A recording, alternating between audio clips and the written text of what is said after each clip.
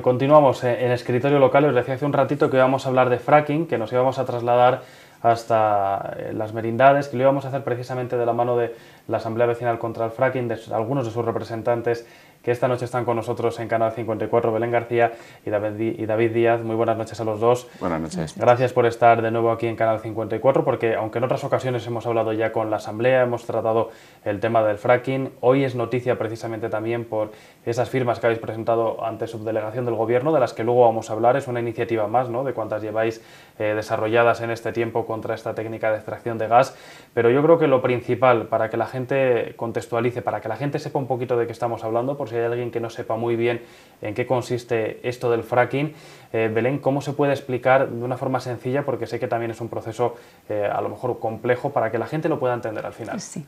Vamos a diferenciar lo que es un pozo convencional de un pozo de extracción no convencional. Los pozos de extracción convencional es en vertical, se perfora y en ellos por simple presión o por fractura hidráulica, que ahora voy a diferenciar lo que es el fracking de la fractura hidráulica, porque hay determinada gente que considera que han hecho fractura hidráulica en la lora. No. Han hecho estimulación hidráulica y entonces o por presión o por estimulación el gas o el petróleo sale a la superficie, mientras que en el fracking la diferencia es que para que se consiga hacer fracking necesitamos 4 requisitos. Primero, que haya fracturación hidráulica, es decir, con agua. Segundo, que necesitamos estimulación química, utilización de productos químicos. Tercero, necesitamos que la perforación sea que sea dirigida y horizontal, que en la fractura normal no va dirigida ni horizontal. Y por último, necesitamos que la explotación sea de las rocas de baja permeabilidad. Esa es la diferencia entre un pozo convencional y uno no convencional. Un pozo convencional tiene una vida, por ejemplo, puede tener una vida de hasta 50 años en el caso de petróleo, mientras que un pozo de fracking habitualmente tiene una vida de 4 años. Se necesita para tener el mismo rendimiento unos 50 pozos de fractura hidráulica por uno de los convencionales, lo que supone machacar todo el subsuelo de las merindades. Según los informes, el subsuelo de las merindades quedaría así. Aquí solamente estamos viendo 4 plataformas que destrozarían todo el subsuelo. Esto es lo que nos están vendiendo para nuestra tierra. Tenemos que decir que, aunque aquí a la gente le pueda resultar novedoso este sistema, lo cierto es que ya se ha aplicado en otros países. Por ejemplo, Estados Unidos, sé que también os habéis hecho eco, ¿no?, de las repercusiones que esta técnica ha tenido al final a medio plazo, sobre todo en ese subsuelo, y que precisamente parte de vuestra denuncia, de vuestra crítica, radica en que esas repercusiones pueden llegar también aquí a la provincia. Sí, quiero hacer constancia de un tema. La fractura hidráulica se viene haciendo desde mediados de 1990, desde mediados de los 90, no anteriormente. Es decir, los problemas que están ocasionando se están viendo en este momento, que es de donde tenemos los informes y los distintos estudios. Cómo está repercutiendo tanto en las poblaciones, en el tema socioeconómico, como en la salud. Y es un tema preocupante para nosotros, porque las merindades está basada, su economía es muy altamente vulnerable, está basada en la agricultura, en la ganadería y el turismo de naturaleza. En las merindades tenemos 4 espacios naturales y 14 espacios protegidos de la red Natura 2000, que son CEPAS, Zona de Especial de Protección de Aves, y LIC, que se podrían cargar por completo. Yo solamente recuerdo a la Junta de Castilla y León que las merindades son la cuna de Castilla y León, que lo mínimo que tendrían que hacer es atendernos. Es más, por ejemplo, el complejo de Jugareña está intentando postularse como el primer parque natural subterráneo de toda España, y es precisamente a su alrededor donde quieren hacer este tipo de perforaciones. Es una locura. El valor ecológico de las merindades yo creo que es de sobra conocido por toda la gente que nos está viendo. ¿Cuál es la situación actual? Porque hemos hablado en varias ocasiones de los permisos que se pretendían dar. ¿Se han dado ya esos permisos? ¿Hay algún calendario de actuación? ¿Cómo va un poquito todo el proceso? Porque llevamos unos cuantos meses sin hablar con vosotros aquí en el programa, y sé que siempre hay novedades, siempre estáis realizando además vosotros también nuevas iniciativas, pero en cuanto a esas empresas, ¿en qué momento se encontraría su posible erradicación en la provincia? Bueno, esas empresas, una vez que presentan su proyecto de actuación, pues tienen unos plazos convenidos supuestamente con los cuales deben cumplir un tipo de inversión, un tipo de actividad. Lo que está pasando en muchos de los permisos de investigación que están concedidos es que una vez que se llegan a esos plazos están pidiendo prórrogas. Yo personalmente también estamos en vísperas de un año electoral y mucho me temo que también serán paradas muchas de esas actividades hasta que vean un poco los resultados de esas elecciones. Sí. Los proyectos en este momento ya han hecho lo que es la previa o memorias ambientales o documentos ambientales previos, dependiendo de la compañía, los denominará de una manera u de otra, y se ha abierto un periodo para alegaciones. Ya hemos presentado las alegaciones previas y ahora lo que estamos es esperando la evaluación de impacto medioambiental. Una vez que pase la evaluación de impacto medioambiental tenemos un periodo para hacer nuevas alegaciones. Por parte del Gobierno se nos está diciendo que la evaluación de impacto medioambiental va a ser del todo garantista. ¿Cómo? Como Castor. Nos encontramos, como él termina de decir, que en las merindades tenemos el segundo conjunto kárstico más importante de la Unión Europea, que es Ojo Guareña. En el propio espacio natural, dentro de él, existe ubicado un pozo que se llama el CB1, que pertenece a Enara, al proyecto Enara. En este pozo, a pesar de que el ministro de Industria ha dicho que no iba a haber ninguna balsa a cielo abierto, hay una balsa a cielo abierto porque dice que la climatología de la zona es propicia para la evaporación de los lodos de residuo. En él y a 2,9 kilómetros va el Pozo Angosto 1 con otra balsa a cielo abierto. Esto es garantísimo. Y además, quería hacer constancia que ya es de vergüenza. En Ojo Guareña, además, te puedo concretar que según el documento ambiental, entre los 1.240 metros y los 1.317 de profundidad, atraviesa una zona kárstica y ya dice en la propia memoria que se puede perder en su totalidad el líquido de fluido. No hay ninguna responsabilidad y se sigue para adelante una evaluación de riesgos así. Y en el Angosto no, en el Angosto que está a 2,9 kilómetros, a 1,5 kilómetros ya podría perderse en su totalidad el líquido de fluido. ¿Esto es garantismo? Pues a ello se habla, ¿no?, de esas garantías. Belén, David, tenemos que hacer un pequeño alto en el camino porque me dicen que nos tenemos que ir a publicidad.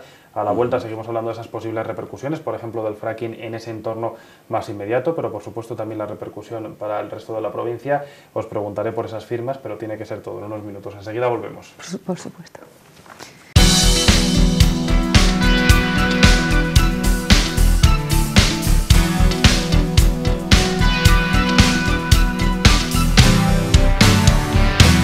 Seguimos hablando de fracking, lo estamos haciendo con Belén y con David, estamos hablando de esta técnica de extracción de gas no convencional. Hemos hablado un poquito de qué consiste esta técnica, hemos hablado también de cuáles serían algunos de esos proyectos, porque sé que además de este tema se podría hablar largo y tendido, pero como el tiempo es el que es, sí que me gustaría seguir avanzando. Antes Belén mencionaba, por ejemplo, repercusiones para el entorno. Hablamos, lo hemos dicho ya en varias ocasiones, de un entorno natural privilegiado, no solo de la provincia, sino de la comunidad del norte de España. Es uno de los rincones naturales más importantes que existen en Castilla y León en estos momentos. ¿Cuáles podrían ser esas repercusiones en caso de que se lleven a cabo esas extracciones de fracking?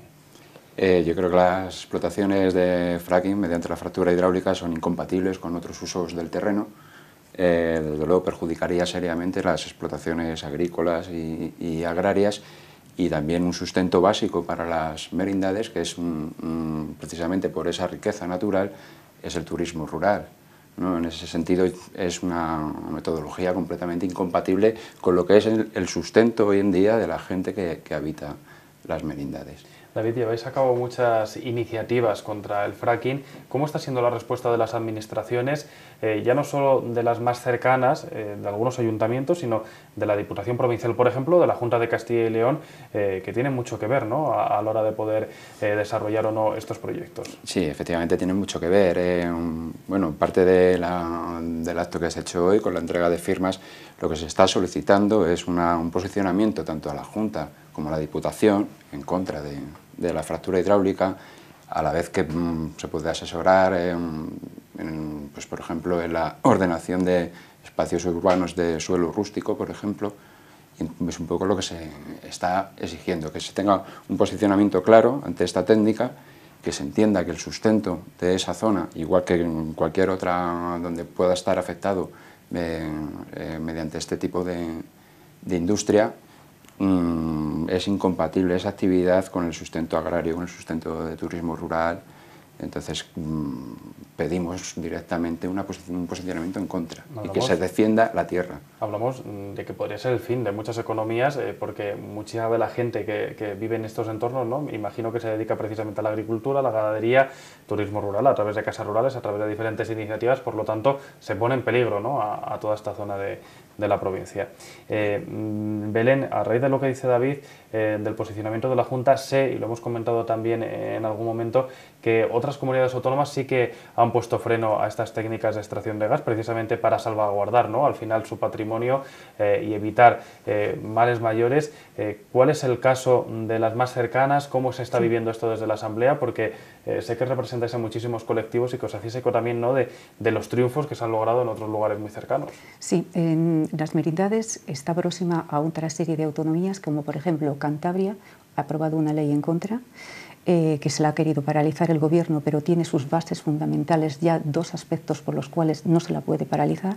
Luego también hay una ley en contra en Navarra y en La Rioja. Un poco más allá tenemos lo que es las Cortes de Aragón, también han hecho una ley en contra, y más allá Cataluña también. ¿Esperáis que en la Junta se dé un paso en este sentido? Porque sí que hemos escuchado al consejero cuando se ha acercado hasta nuestra ciudad precisamente hablar de que por el momento solo eran estudios, de que no se había tomado ninguna decisión al respecto, de que era necesario, ¿no?, conocer hasta dónde podrían llegar esos proyectos para saber su viabilidad. Yo no sé si tenéis confianza en que esto pueda al final paralizarse, estos proyectos, o pensáis que por el contrario la Junta sí que va a dar esa autorización en el caso de la provincia. Tememos que sea así, porque bien se han ocupado de blindar que Valladolid quede libre, es decir, a la Diputación de Valladolid le han permitido una prohibición y han retirado todos los proyectos que estaban en el sur de Burgos que afectaban a Aranda y al Ribera del Duero. Se está blindando el Ribera del Duero porque quiero dejar constancia, ya que mi compañero le has preguntado que cómo va a incidir en la economía, que las denominaciones de origen se van a perder. Los registros sanitarios de los distintos alimentos tienen que incorporar que están fabricadas la alimentación, da lo mismo la carne, lo que se produzca en terreno con fractura hidráulica. Con lo cual es la muerte de los ganaderos, la muerte de los agricultores y de las empresas de transformación. Quiero también sobre este tema incidir en el tema de las hipotecas. Los bancos no conceden hipotecas, no conceden créditos hipotecarios en terrenos con fracking. La devaluación de las propiedades para los ganaderos o agricultores o los dueños de las casas rurales y en general todos los demás de los vecinos, como somos nosotros, va a ser tremenda. Tenemos que intentar parar esto de alguna manera. En ese sentido, yo creo que todo posicionamiento que no es en contra, ¿no? Por ejemplo, cuando se está hablando de que hay que investigar hasta qué punto el procedimiento normal ahora mismo de los permisos, todo nos induce a que el camino es la explotación. ¿Sabes? No es un proyecto de investigación en el cual se pueden hacer 8 o 9 pozos por proyecto, sino que la explotación, como bien explicaba antes Belén, hay que tener en cuenta esa proporción de lo que es un pozo convencional. Necesitaríamos 50 pozos, cada pozo con sus 12 ramas, es decir, machacar todo el subsuelo. Perforar todo el subsuelo de las merindades, ¿no? Sí. Exactamente, es que no tengamos la idea de que no es cuando nos pasemos para las merindades, en caso de que esperemos que no, estos proyectos se lleven a cabo, no es ver un pozo de vez en cuando, no. Es una explotación de la tierra masiva. Es más, hay casos en Estados Unidos simplemente con el movimiento de camiones pesados. Hay un condado en Texas que parte de su declaración en bancarrota viene dado por el mantenimiento de carreteras. Eso no solo es el pozo, es todo lo que genera alrededor. En la provincia de Burgos además tenemos una peculiaridad más añadida en la zona norte, que es la central nuclear de Santa María de Garoña. En este momento se encuentra en un estado, pues digamos, de paralización temporal, porque no se sabe muy bien al final qué va a suceder durante las próximas semanas o los próximos meses, aunque todo apunta a un reinicio de actividad. ¿Cómo influye el fracking en una central nuclear? Mira, te voy a dejar, siempre las distintas compañías y demás, ellos dicen que como mucho producen microseísmos. El último seísmo achacado y certificado, provocado por el fracking de mayor más elevado ha sido en Oklahoma, del 5,7. La central nuclear de Garoña está preparada hasta un 3. Hay que considerar que se abra o no se abra la central nuclear, es un cementerio nuclear. En ella hay enterrado montones. Yo es que he estado en ella y he visto realmente que la tienen actualmente casi como cementerio. Entonces, hay otro tema muy importante, no solamente el de la central nuclear, que nos están engañando a través de todos los informes. Nos hablan de que tenemos unos recursos en España para 60 años, cuando los recursos no son lo extraíble son las reservas. Las reservas, extrapolándolas con los datos que tenemos de la Agencia Internacional de la Energía de Estados Unidos, las merindades podrían abastecer a toda España, en el mejor de los casos, durante 40 días. El mínimo son 20 días tendríamos para abastecer a toda España y el máximo 40 días. ¿Cómo es que nuestros políticos están dispuestos a condenar una comarca de por vida, la cuna de Castilla, de por vida, por 40 días? Dar energía, o es que son por intereses económicos de estas empresas que van a estar aquí. Es algo interesante, es un debate que tiene que tener la sociedad, que con 40 días no se puede destruir una comarca entera. Precisamente para luchar contra esta técnica de extracción habéis entregado esta mañana, David, 13.000 firmas aproximadamente en la subdelegación del Gobierno. ¿Qué esperáis con estas firmas? ¿Cuáles van a ser las siguientes iniciativas que vais a desarrollar desde la Asamblea? No sé si tenéis pensado algún tipo de movilización, vais a continuar con esa recogida de firmas. Cuéntanos un poquito el calendario. 13.462 firmas, efectivamente, se han entregado. Esto es un hecho en sí ya que plasma una mayoritaria oposición a esta técnica en las merindades, ¿no? En el caso de aplicar esta técnica estamos hablando de una imposición, de una técnica que la población, la ciudadanía de las merindades no quiere, ¿no? Ni en las merindades ni en ningún sitio, porque las causas son, sean allí o sean en otro sitio, igualmente dañinas. Estamos solicitando un posicionamiento por parte tanto de la Junta como de la Diputación en contra, como hablábamos anteriormente, porque al fin y al cabo creemos que son nuestros representantes y como tales deberían representar lo que mayoritariamente la población está pidiendo. Es una medida de presión y una plasmación de lo que la ciudadanía de la región quiere. Respecto a las movilizaciones, aparte de todo el trabajo que llevamos de información, ya que desde estamentos públicos, incluso otros medios de comunicación, la información ha ido siendo escasa, por suerte, nos voy dando cabida un poco y para poder explicar la problemática. Pues seguir informando a la población, seguir movilizando. Hay diferentes iniciativas desde recogida de firmas en casas rurales, en turismo rural.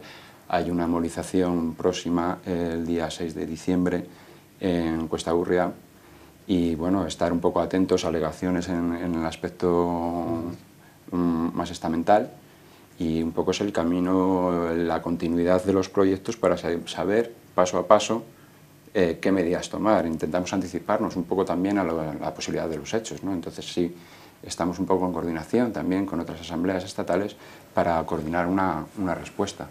David Belén, vamos a estar muy pendientes de lo que vayan a ser las siguientes iniciativas y pasos que vayáis a dar. Me dicen que se nos acaba el tiempo. Yo os agradezco mucho que hayáis compartido con nosotros este ratito. Espero que haya quedado un poquito más claro qué es el fracking para la gente que nos está viendo y también la importancia, ¿no?, de esas 3.460 firmas que habéis entregado. 13.462 firmas que habéis entregado en subdelegación del Gobierno. Estaremos en contacto para saber cuáles son los siguientes pasos. Muchísimas gracias a los dos y nosotros continuamos en Escritorio Local. Gracias.